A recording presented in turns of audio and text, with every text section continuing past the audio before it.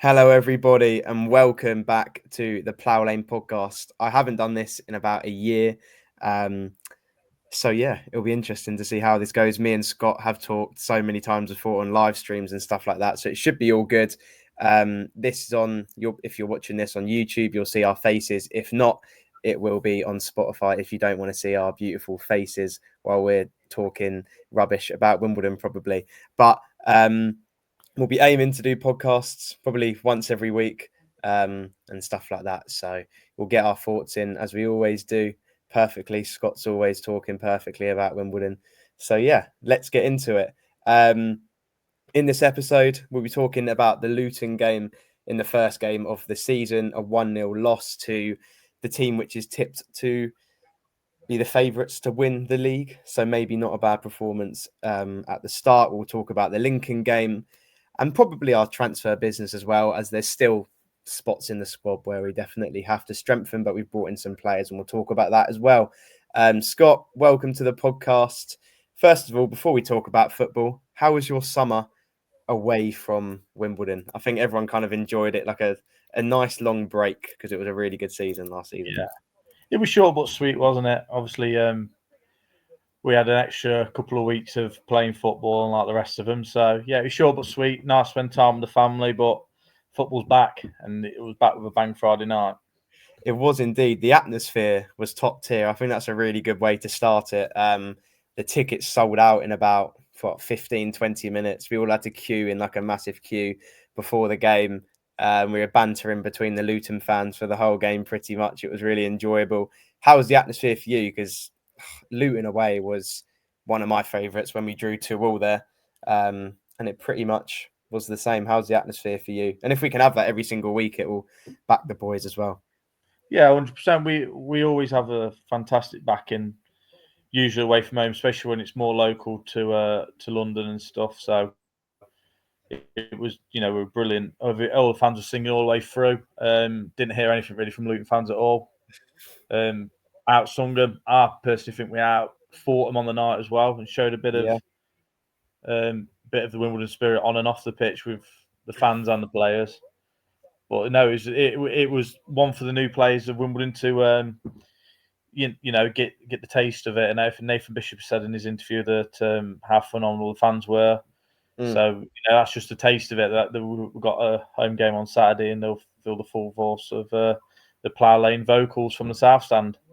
100%. As you said, the home stuff is. I think if we win our home games at home for the season, it's going to be so important. I feel like it's going to be rare that we get It's going to be rare that we get an away win for like the top sides, but possibly in the playoffs and stuff like that. It looks like it's going to be a sold out crowd home and away against Lincoln as well at home, so that's going to be good. It's got to be so important if we can get Plough Lane rocking, make it a fortress as we did last season. Then I think the points are going to be so important at home. Do we think? Yeah. Well, last season we struggled at home against the weak teams in League Two. Yep. This year, obviously, there's going to be a whole lot of better quality teams coming to Plough Lane, and that's where our players seem to turn up at home and the fans turn up as well.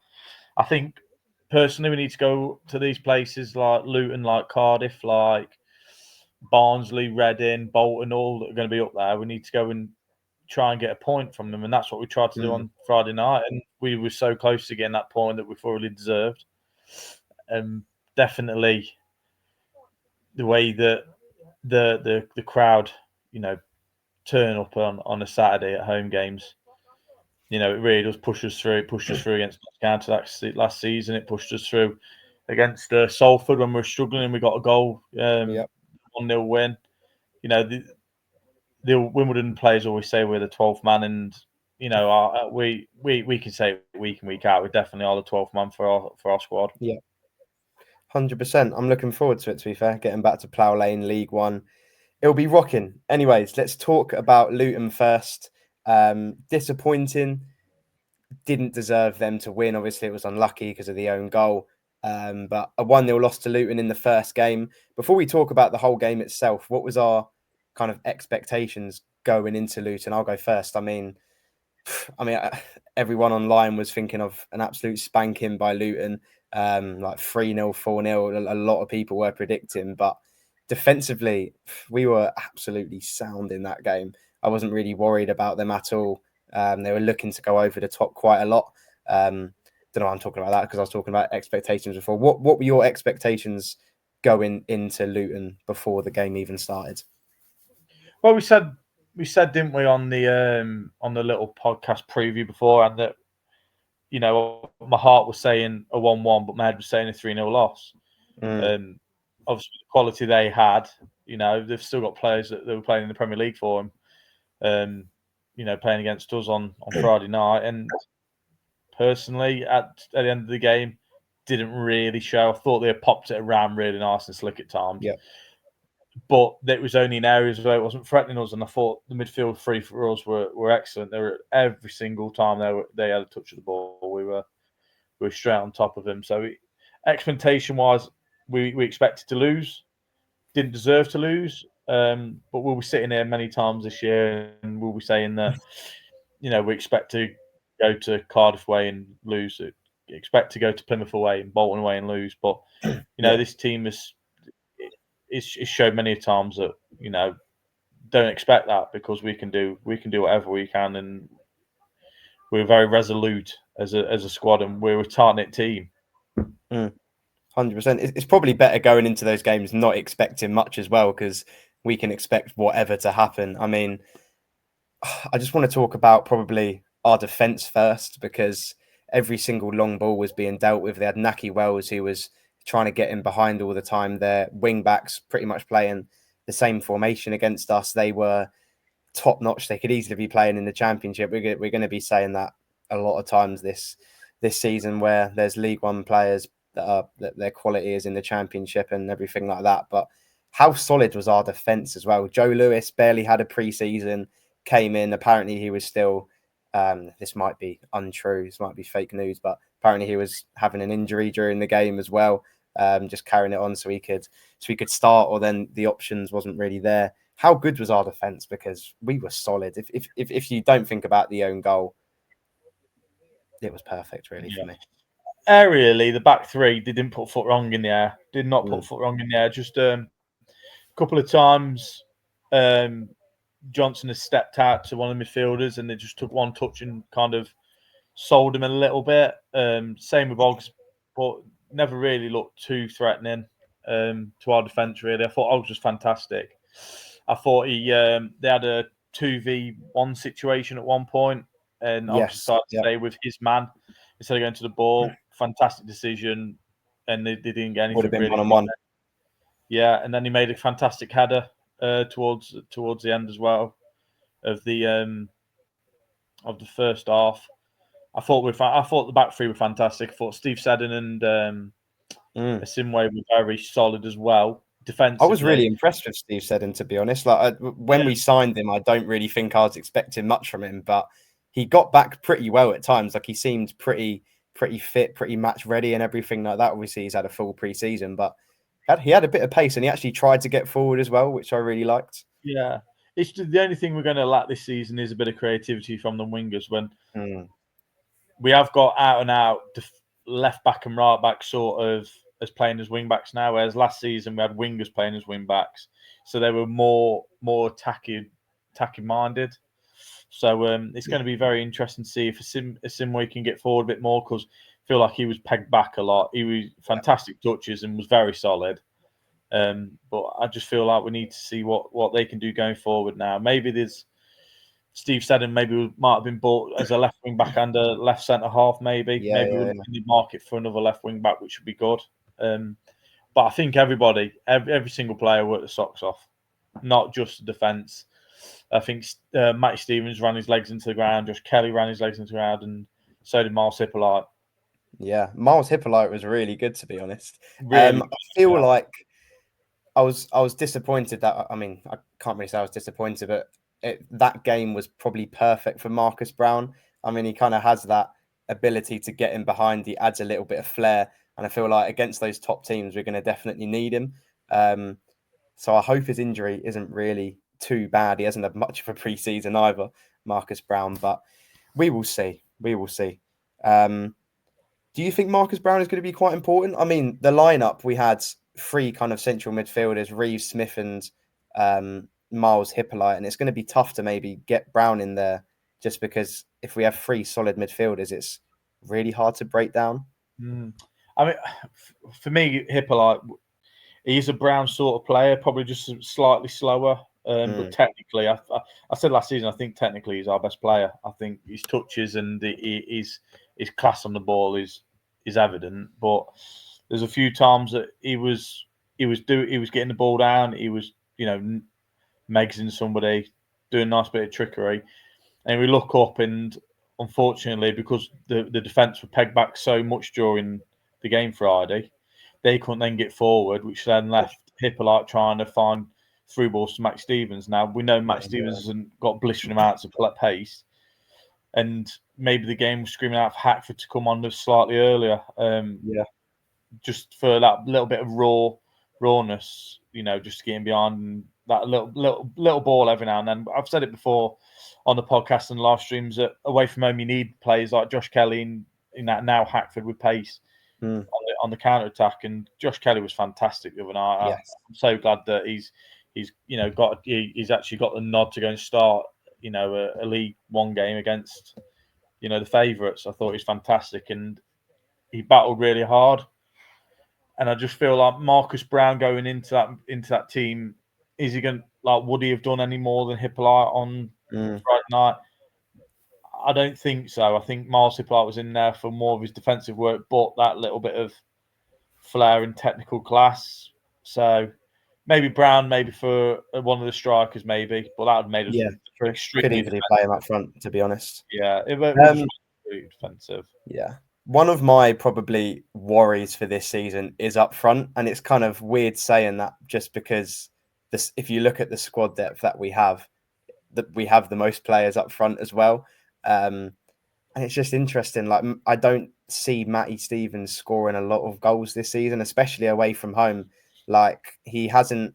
That's an interesting fact I looked the other day. He hasn't scored a goal in a competitive game since he signed a new contract for us, which is quite crazy. But yeah, he only had 20 touches of the ball. I mean, Kelly only had 30 in the Luton game, but he looked 10 times more brighter, and it just seemed like Stevens was bullied off the ball so many times. I understand Luton have players that can easily play in the Championship and maybe above, but I don't know. I don't really see Matty Stevens scoring many goals this season, and I'm a little bit worried up front, even with Hackford and Orsi and Bugle. We didn't really get a sniff in that game, but what do you think about that? Because maybe we have the depth up front, but I don't know if we're going to go for any more signings up there.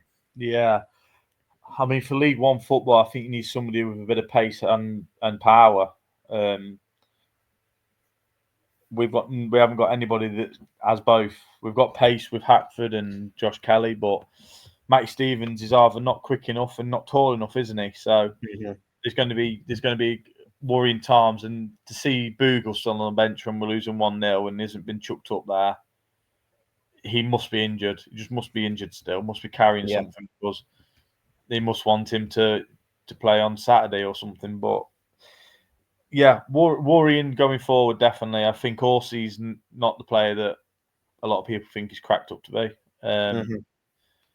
When we said the other day that we'd been slightly linked with Ollie Palmer, I mean, I generally think he would have fit the bill for us. I generally, like, instead of having somebody like Orsi, somebody like Palmer he's strong and can hold a ball up, because that's what we're missing. Matt Stevens, a few times the ball got pumped up to him, and one of the times in the first half, the ball got to him. It was 1v1. If he just held that ball up, brought Josh Kelly into the game, brought Hippolyte into the game, and have a 3v3 situation going forward, then that would have been something, could have come of it. But he didn't. He tried flicking it, and I think this season Matt is going to have to take a fair bit of brunt from the fans. And that's no fault from his own, but he's going to take a fair bit of brunt from the fans and from the other centre halves, because we said the other day, Luton are a massive side, and Matt Stevens, he's not little, but when he's went to 6'5" centre halves, you're going to realise that he isn't going to win much in the air, and he isn't going to out really strengthen and stuff. True. Like, I was looking at the market values of all of the Luton players, and their central centre backs worth about 3 million, and the other ones are worth 1.5 mil. It's like it's crazy how that there's teams in this league who could easily be in the Championship. But oh well. Maybe another negative for me was I didn't really feel like we were going to score all game. And maybe we had quite a few free kicks, which Jake Greaves didn't really do well. A lot of them were being overshot and everything. And I feel like if we are going to score goals this season, especially away from home, like we can easily hold our own defensively and in midfield and everything like that. But we have a lot of players who can easily head the ball into the back of the net. And I feel like we wasted that opportunity against Luton because we had quite a few free kicks, which we should have had. Lewis in the second half had a pretty good through ball, basically, and he just scuffed it into the stands. But what kind of went wrong in Luton? Because there wasn't any way of us scoring, but I think personally, just free kicks for me that we have so many players who can head the ball into the back. And it was kind of the same problem last season. We weren't scoring from corners. We weren't scoring from free kicks that were whipped in quite a lot. And we have the players that can easily do so. Johnson, Lewis, Harbottle, Bugle, players like that. I mean, the thing that concerns me is last season we didn't have many set piece takers as such. It was Reeves and Tilly. And after Reeves and Tilly, you're struggling. I mean, Riley Arbott was taking corners last season. One of our centre-halves taking corners. And it's a worrying thing because now Tilly's gone. So Yes. is Steve Seddon going to start taking set pieces? I mean, Miles Hippolyte can surely take set pieces, surely. 100%. Steve Seddon from corners from one side. Yeah, I'm not too sure if Simway's a set piece taker as such, but surely, I know obviously you want Smith in the box and you want these players in the box, and obviously Jake Reeves isn't the tallest player in the world. He isn't going to go and get a header in the penalty area, and he isn't going to be the last man back because he hasn't got enough pace. So I see why Reeves is taking a lot of these set pieces, but there's no real whip to him. There's no real. It's more floated in or overhit or underhit. I mean, for me, if you're a professional football player, you should beat the first man, and when you do beat the first man, you shouldn't be beating the last man. It should be just in that perfect area for the player should be, getting their head on it. I mean, like I said, you've got Smith. You've got Lewis, you've got Johnson, you've got Orsi now, you've got Boogill. These are all 6 foot plus. Matty Stevens is great in the air. These are all 6 foot plus players that should be getting on the end of stuff and trying to make things happen from corners and set pieces. I mean, I did say to you on Friday night, why didn't we try a Miles Hippolyte long throw just once? Just once. 100%. I mean, we knew they were a big side, but if you do a long throw in and they don't make the first contact with a header, they're in trouble all of a sudden. If they do make the first contact and it goes behind them, these are worth the chances of doing it. I don't know why we can't just mix it up every now and then. Maybe even just a quick short corner at times. Confuse them a little bit. Sometimes they're just very structured in the way we try and do things as a team at times, and it stings in the arse a little bit because we should do things slightly quicker sometimes, and we should try something a little bit different. I agree. Talking very well. It's so difficult because defense and midfield is so positive, but up front we have the most depth and everything. And I don't really see a kind of pattern of play. Like we play some beautiful football in midfield, but up front it seems like we're trying to get in behind a lot. And I feel like we're going to have a lot of the same performances where we're going for points away from home, especially against Lincoln. I mean, we'll talk more about it later, but how would we kind of set up for that game? Because I think a lot of the time we're going to be very, very defensively. And I don't know, there might be a new striker combination. I don't see Matty Stevens starting if he continues like this, but maybe at home he'll be a little bit better. There's got to be so many combinations we could do up front, but I don't think we kind of have a striker who can score 15 goals in this league, to be honest. But maybe they're going to try and spread out the goals and everything like that. But it's always good to have one consistent striker who you can kind of rely on to score goals in a way. And I don't really think we have that, which is worrying me as well. Well, we have been probably blessed with some of the best strikers in the leagues over the years, haven't we? I know early on, you look at you go way back, and we had Danny Carroll and Johnny Main banging in goals, and then you look at Yeah. Lyle Taylor banging in the goals, and Joe Pigott banging in the goals, and then we get Ollie Palmer, and he just starts banging them in, then he goes, and then we get Al Amadi, and he's banging them in. You know, And we and know Al it's Amadi's one of them players who could score a goal from nothing in League One and yeah. well, League Two, but he could do it in League One definitely. And then you're looking at Matty Stevens. He is a League Two striker. Yes. I hate to say it, but he is a League Two striker, and he hasn't proved it in League One. He didn't prove it when he got Player of the Year for Forest Forest Green. Green when they got promoted into League One. Then he got to League One, and he didn't really get any goals at all. And now he's in League One again. So we've got to find that player who's going to go and get us probably not 15 goals, because we can get goals from all over the pitch. And we said, I think Alistair Smith probably had his best goal scoring season last season. Mm-hmm. Hippolyte can score goals. We've got midfielders that can get forward and score goals. And obviously, it's in we might be able to get in on the act, but we just need to find, a striker that's going to get us 10 goals or so. Just get us going. Because if we have a performance on Saturday again where we've got no real sort of attacking threat and no shots on target again, we're going to start questioning why we haven't gone for a striker that can get us a goal from nothing, or a goal that's going to, where he's going to outstrength somebody or outrun somebody. But, Hackford's raw. I think Hackford's going to be fantastic away from home. And he'll be so raw to get on the pitch. I think he'll come on as a sub again on the weekend, but Yeah. you've got to look at it, and all the strikers we've got, a lot of them do the same jobs. I think Stevens and Orsey do the same job, and I think Kelly and Hackford do the same job. And then you got Bogle that just, he isn't a striker anymore. He's a number 10 that is a workhorse. So I don't know if Craig Cope and John Jackson are looking for somebody just slightly different, because I feel like we've got 4 strikers and both two do one job and 2 do another.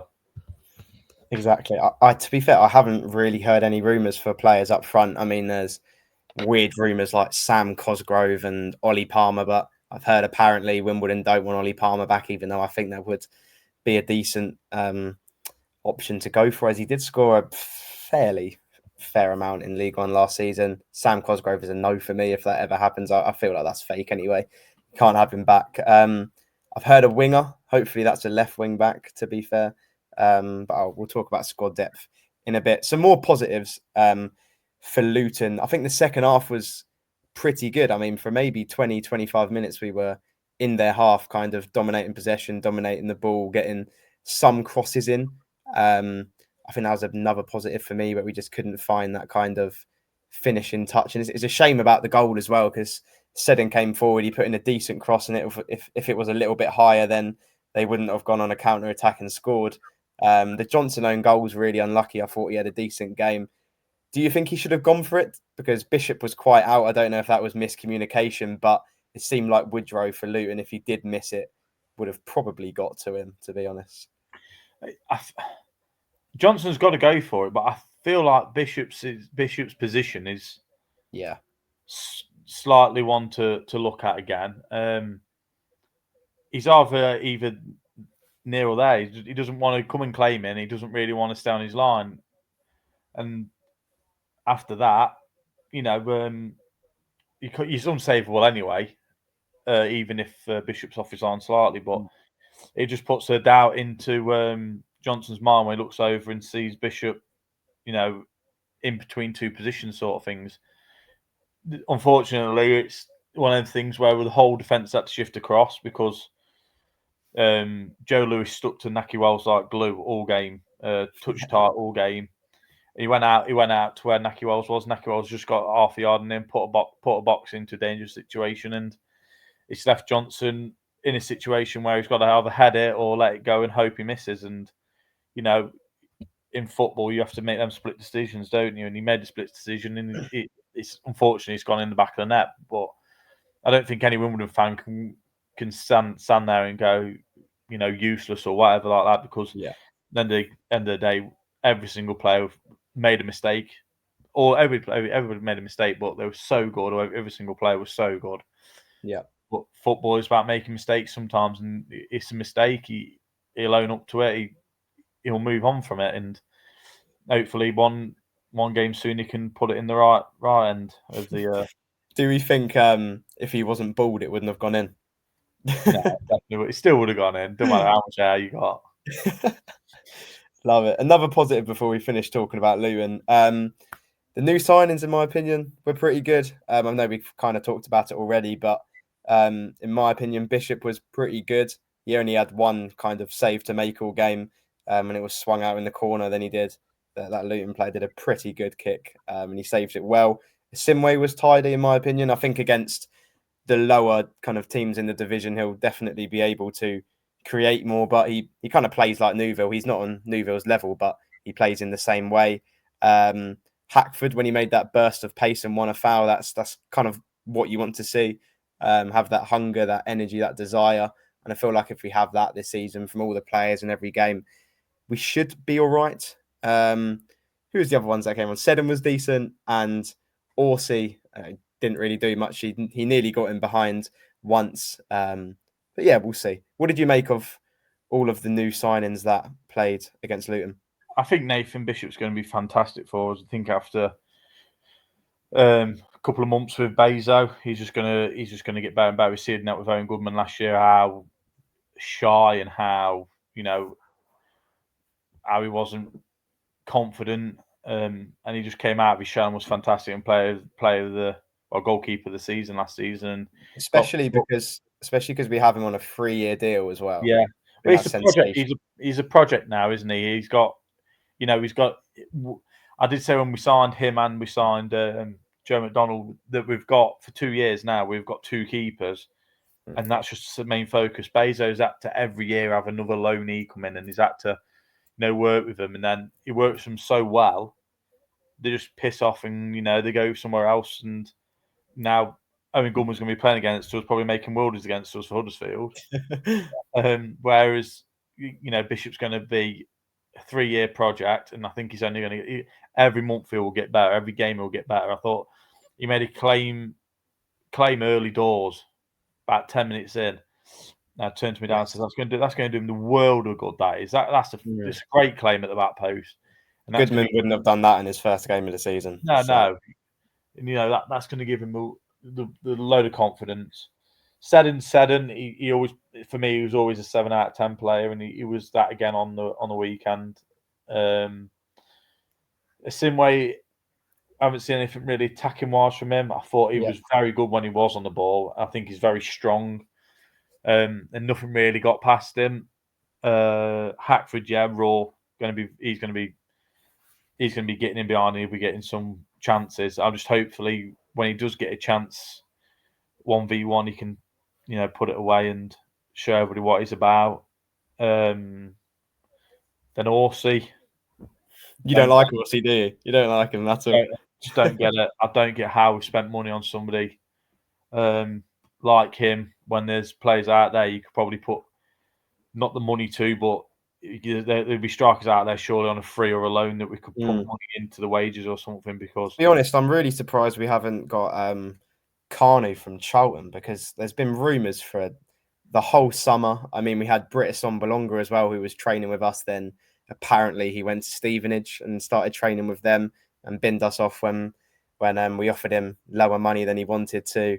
And Carney's been scoring in pre-season quite a lot as well, and he definitely won't start or even be involved in Charlton's championship season. So, and I think because he's scoring goals, that's confidence. Yes, it's against maybe lower sides and everything like that, but I would have liked to see him come in because he seems like a decent player as well. Yeah, I mean, I can't really comment on him. Not really seen him or anything like that. But Orsi he did nothing when he came on. He didn't show any sort of hunger to come on the pitch. For me, if you're coming onto a football pitch for a new club, you want to be at it straight away, and you want to be in the faces of the defenders. And just for me, I just don't get the signing. I don't think he's any better than Max Stevens. I don't think he's any better than Josh Kelly. He didn't score anything last season at all. like I said, when I've seen him play, he played against a plumber against Tamworth, and he was in his back pocket all game. And it's just, you look at it like that and you think, what on earth have we signed? Yeah. I hope it proves me wrong. I can't see it, or I think it's a waste of money when we're a fan-owned club and we're talking about finances. And Mm-hmm. I feel like We'll see. this is probably one of the worst things we've spent money on. Oh gosh. Well, let's hope it comes positive, I guess, but we'll see. Moving on past Luton games and signings, I have got a graphic of the squad depth. Sorry, Womble's had a dream. I have stole it from you, but I'm sure you can be nice to me about it. Let's go through it. So up front, Stevens, Orsi, Bugle. Kind of behind them in the 10, you have Brown. Kelly was playing there in Luton. Then you have Hippolyte, Hackford, and Foyo in there. In centre mid, in the two positions there, you kind of have Reeves, McCoy, Splat, who didn't get a sniff against Luton, Smith, and Maycock. I wonder how Maycock will do this season. I doubt he'll have much of a sniff. Wing backs, left wing back is only Seddon at the moment, and you said earlier on could be signed as a left centre back as well if Johnson does get injured. Right wing back is Simway and Sasu, and then centre backs you could put Lewis there, Hutchinson. Hutchinson can also go in midfield as well. Ogundare, Harbottle, and then in goal is absolutely fine. Bishop and McDonald. So from this graphic, it kind of says left wing back, get another left wing back in, presumably with pace, and a left centre back, and that would kind of do us well. I haven't heard rumours for any centre backs in the whole summer, to be honest. But we'll see. Where do you think we kind of have to strengthen? I think it's pretty obvious, but as I said up front, we have players who haven't really done well in this league before, but they could do well. Who knows? We have a left wing back who played well against Luton, but definitely need new options. And in centre back, we have players who are injury prone. We don't really have any. We have younger players, Harbottle and Ogundare, but Lewis and Johnson have been injured before last season. Where do you think we need to kind of strengthen to be confident and successful staying in this division? I think we definitely need another left wing back. That's 100% because, like I say, if we don't even get another centre half, Seddon can play as a left centre back. That's no problem at all. I've got no problem with seeing Steve Seddon at left centre back at all. Because we do need that balance of having a left centre back who's left footed. Hence why Johnson's been ever present for us, because you need that balance. Oggs has done a great job there when he's had to come in at left centre half, and so has Harbottle. So centre half, I'm pretty okay with, because Sam Hutchinson can fill in there, Seddon can fill in there, but I just feel like we need another left wing back. Yeah. If any of them wing backs get injured now, you're looking at Aaron Sasu to go on one of the wings, and no, don't do that to me. And all of a sudden, that's when the panic starts for us. So maybe even a right wing back as well that can play there. I would like another striker personally, but I don't think that's going to happen unless one of them gets sent out on loan. But you ain't going to send out players on loan that have only got 1 year left on the contract, really, are you? So, yeah. Midfield, I'm happy with the midfield. But and the back three, back six that we can kind of have. Just it's just the wing backs, unfortunately. We just need to find two more. I don't really know what happened to Brody Hughes. He was weird because playing with us for a couple games, and then on the Southend day, he was playing for Chelsea under 21s on that day. So to be honest, I don't think he was anything too special, but no. I think he could have played in the division and with squad depth. I think it's good. And I mean, yes, he's playing for Chelsea under 21s, and that's a great achievement anyway. But playing League One professional football against I would have maybe taken that.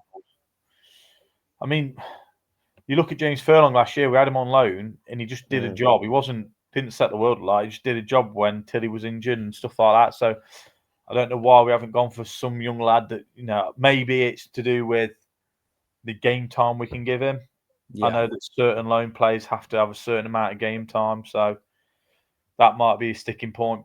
One thing I will bring up about the squad depth and that is Aaron Sasu was right wing back all pre-season. And then we've signed a right wing back because we know that Sasu isn't strong enough. And then on Friday, sorry, we've got Omar Boog on the bench and he brings Aaron Sasso on up front. I don't get the sense in it. I don't get the sense in it at all. When you've got somebody that plays that position week in, week out, and then you've got somebody that's been playing as a right wing back all through the summer and looks like he's going to be like the number 2 wing back, just baffled me really. I was quite shocked. To be honest, I kind of didn't even realise Sasu came on the pitch, and then after a minute, I was just like, "Why the hell is Sasu on this pitch?" I did not want to see him at all. I think Bugle. I mean, you said earlier he might have been injured, but Luton's the perfect game for him. He puts his body about, he runs about, he doesn't care if he gets fouled, and it would have been the perfect game. I hope we'll talk about it later, like who we think will start against Lincoln and stuff. But I hope we do see him against Lincoln, but we'll see. Anyways, let's get on to talking about Lincoln. First home game of the season, Lincoln City at home. Most Wimbledon fans probably, well, I mean, we'd all love to see 3 points at home in the first home game of the season. I think they probably, the team deserves some points, especially after Luton. I didn't think it would be too much of a tough test, but maybe after seeing Lincoln beat Reading 2-0 on the weekend, it kind of changes my opinion a little bit. I watched the highlights and Reading probably should have scored quite a few goals, but they were not really great up front. They also have some familiar faces. They have Riley Towler, who played for us before. They have Sonny Bradley, who played for Luton, Plymouth, who is well experienced in this league. Rico Hackett up front is a very good signing as well. So what do you expect kind of from the Luton game as just an overall perspective? Do you see us going there and trying to attack it at home and trying to get 3 points? I don't think we're going to go out and attack it because we have to realise that Lincoln have been my dad was a bit naive on Friday on the way back. He basically thought that Lincoln was one of the easier games. It isn't one of the easier games. They've been in and around knocking near the playoffs for the last few seasons in League One. They were a strong League One outfit, and if we think we're going to turn up and play attacking football and try and roll them over, we're going to have nothing coming because, like you just mentioned there, some of the experience they've got, Sonny Bradley and these talented players that have been around League One football for a long time. We haven't got loads of League One experience in the team, far from it. So we just need to be careful. I feel it's going to be a game where we don't have a lot of the ball again, which I think it was most of last season. We don't have a lot of the ball. It's just what we do when we're on the ball again. They're going to set up to come away with 3 points. And the day they want to keep the 100% record going. Yeah, they know everybody knows full well in this league that we are, we're the last team to come up out of League Two, so we are the least favourable team to, go and win any game sort of thing. So if teams are going to turn up to Plough Lane, and they're going to be at it from the start, trying to get the early breakthrough, because most teams are going to know this year that we haven't got the goals in us to go and beat teams 2-1, 3-1. So if they score an early goal, any team at Plough Lane, we're going to have our backs up against it. But that's where, like we said earlier, about the fans trying to get us through, sort of thing. Yeah, 100%. I agree with you. It's going to be another tough test. I hate to see it. It's going to be the same for every single League One game, pretty much. Do you know much about the Lincoln side? They've got quite a few players. They had, I can't remember his name, but one of their better players is apparently being sold this week. So that'll be interesting to see. So that's another attacker, which is not going to be involved in the squad, but he wasn't involved against Reading as well. So we'll see. What do you think about their side? I've said Sonny Bradley, Riley Towler, Rico Hackett, and everything like that. They have got strong players, so I think it might be another humbling against Lincoln, to be honest. The thing is, they've just got a team full of that have been together for years as well. Mainly, we've got teams yet again and players that are yet again coming into both wing backs have changed, and that's not very often you see that. But they've got Tom Bayliss midfield, very good player. I think he's at Shrewsbury last year. Was at Coventry. He's highly regarded at Coventry, and then he moved on. I can't remember where he moves on to. Preston. How's that? So yeah, he moved on from there, and basically his career started going on a bit of a downward spiral. But he's going to have a load of class, and they've got Street that played against us last year for Doncaster. Doncaster, yeah. And he looked fantastic. Number 9 for Doncaster. So yeah, they're going to be a good team. They're going to be up and at it, and I can see them popping the ball around quite attractively at times. Not really a hit and hope sort of team. We're just going to have to pick our battles, not just in 90 minutes of football. We're going to have to pick our battles on what team we're going to have to go at and stuff. I think this season there's definitely a golfing class in League One. There's going to be, the top 10, 12 that are going to be, untouchable and unplayable at times. And then it's going to be 10, 12 teams down fighting that, that you got us, you got Burton, you've got Exeter, you've got Northampton. You've got all these teams down there that we need to kind of focus on, try and take 3 points off them, 6 points off them if we can. 100%. I hope so. That's going to be the games where it's most important this season, trying to get 3 points, especially at home. Like you want to be beating Northampton twice, you want to be beating Exeter twice, and teams like that, and then hopefully points, a rare couple points against teams in the top of the table. Tactically against Lincoln, I mean, I feel like Matty Stevens will start personally. I think he'll have a couple games, but I don't think it's going to be long until maybe we see him on the bench. If other players are performing better than him in games, maybe the Gillingham game will be a good test for us as well to kind of see where we actually are at, to be honest, like a League Two side trying to get promotion and stuff like that. In what way tactically do you think we'll go against Lincoln, and maybe what lineup do we see? We can both do a lineup for the Lincoln game, because I don't think I can watch Matty Stevens play like that for the whole season, to be honest. It will drain me, I think. I personally think that John Jackson won't change it. I think he'll keep the same 11. The 11 that started on Friday, they ran their legs off. So maybe you'll persevere with it. But like I said, there's not much threat going forward there. We don't know if Brown's going to be fit. We don't know if Bogle is fit. McCoy splat. When I saw him in pre-season, I thought he looked quite bright, quite nice, neat on the ball. So there's a few players that are knocking about that weren't in the squad or weren't even in the 11 on Friday that can be knocking on the door and saying, "Look, Gaffer, we need some more creativity." Simple as, we do need a bit more creativity. Yeah. So I think he'll start with the same 11, and I think he will bring Brown on if he's fit. He'll bring Hackford on. He'll probably make the same sort of changes again, but I like to see him be a bit more proactive with his substitutions this week. Yes, 100%. If they're going to come and have all the ball again, restart like most teams will have, we need to make sure we're hitting on the counter attack well, and that's where Hackford and Josh Kelly come in. I think Josh Kelly's going to be vital on Saturday. Yeah, 100%. I mean, against Luton, we did try getting behind, and at times I thought we were quite threatening. So I think we'll be all right against Lincoln. I mean, a point, I'd probably love that, to be honest. So basically, do you think it will be the exact same starting 11 against Lincoln? Exact same. There we go. It probably will be. It's the second game of the season, home game. He's going to change loads of players around it for Gillingham. You say the second string players that are coming back from fitness might get, if Bogle isn't fit, he might get 60 minutes against Gillingham. And then Brown might get 60 minutes.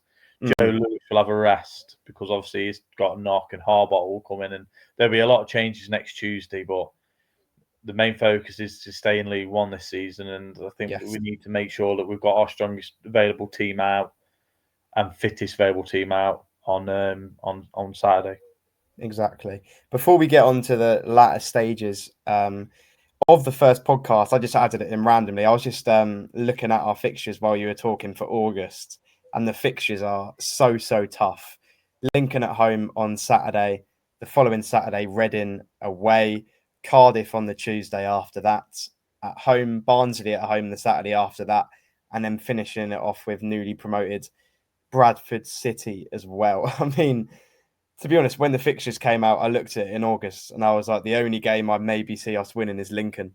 To be honest, it's like Yeah, it's scary how many good and well established teams there are in this league. I mean, you look at it last season and it was even worse with Birmingham and Wrexham in there as well. And it's just like I don't see where we get points. Is like, I love our team and our defensive midfield is so solid, but all of those teams have got players which are worth half a million, players who have dropped down into League One that can easily play in the Championship. It's like it's so tough. How many points do you see us getting in yeah. August? I mean, when the fixtures were released, I looked at them. I did grimace a bit. I thought that is a tough start. You got two of the three of the most fancied teams in the league to go up. Yeah, Luton, Cardiff, Barnsley, and then you've got Lincoln who've been knocking around 10th, 9th, 8th every season in League One. Bradford, they've had a bit of a backing this year. They've gone and managed to get Josh Nerful from us. I can generally see us getting a point, maybe even a win against Cardiff at home.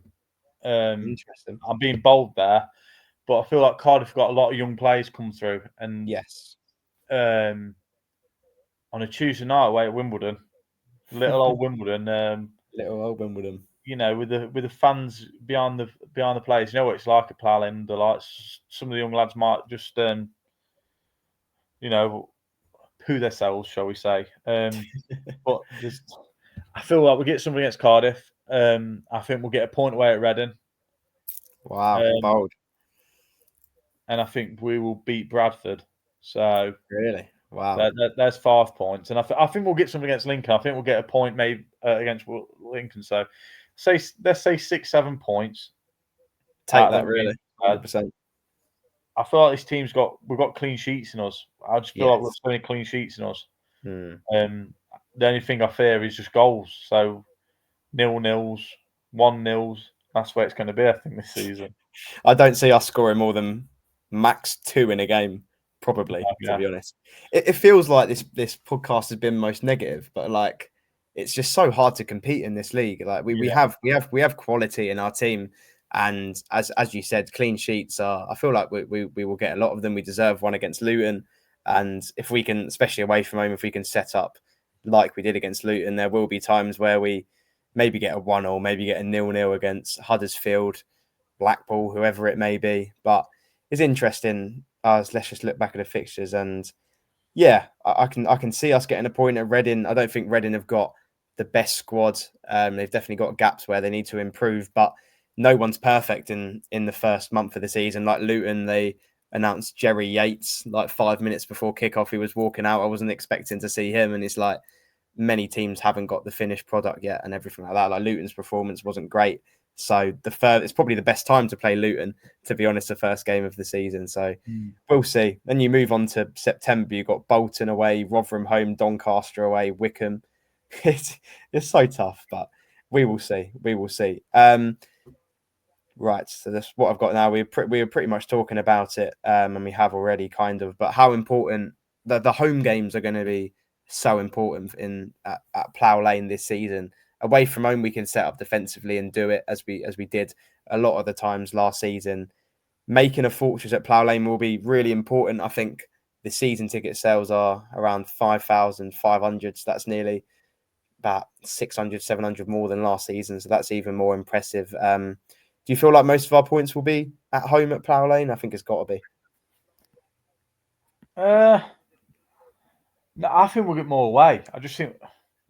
I know it's a fortress and everything, but I feel like if sometimes we go after teams, we get found wanting. Whereas if we stay resolute and very defensive minded like we do, you've got to look at it and think that we're going to get points away from home. We're going to pick up the odd point. We're going to pick up the odd 1-0.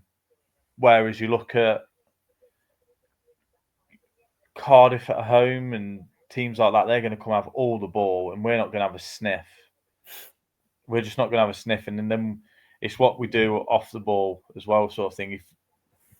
If we go try wanting to go and get a goal at home, these teams are just going to sniff us out. They're going to just, they'll just take us apart. You saw Luton had a chance in the first half where we were just slightly out of position, ever so slightly out of position, and they just went knock, knock, knock, and they were in, and we thought, oh, here we go.